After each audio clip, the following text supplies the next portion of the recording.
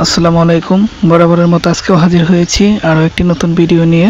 আজকের ভিডিওতে আলোচনা করব বিএফডিভাই ইনভার্টারের কী বেসিক প্যারামিটার সেট করতে হয়। তো চলুন শুরু করা যাক।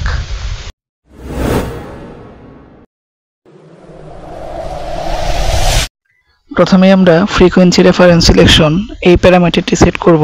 এটা সেট করার জন্য আমাদের B101 গ্রুপে ঢুকতে হবে। B101-এ 0 করা আছে, অর্থাৎ এটি অপারেটর মোডে আছে।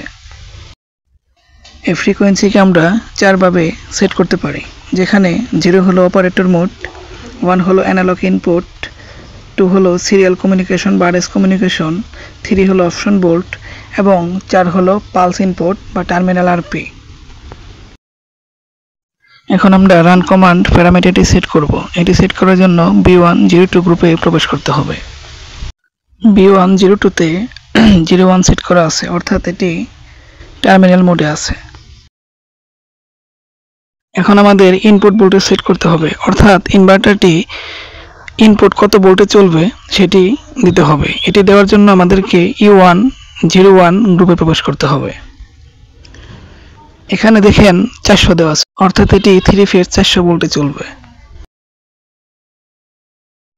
এখন আমরা মোটর রেটেড কারেন্ট সেট করব। এটি সেট করার জন্য E201 গ্রুপে প্রবেশ করতে হবে, অর্থাৎ এখানে মোটরটি সর্বোচ্চ কত এম্পিয়ার নেবে মোটর নেম প্লেট হতে সেটি দেখিয়ে দিতে হবে। তারপর অ্যাক্সিলারেশন টাইম, অর্থাৎ মোটরটি চালু হতে কতটুকু সময় নেবে সেটি সেট করতে হবে। এটি সেট করার জন্য C101 গ্রুপে প্রবেশ করতে হবে। এখানে দেখেন 15 সেকেন্ড দেওয়া আছে, অর্থাৎ মোটরটি চালু হতে 15 সেকেন্ড সময় নেবে।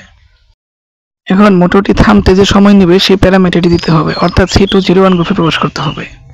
সকলকে ধন্যবাদ জানিয়ে আজকের মতো শেষ করছি। খোদা হাফেজ।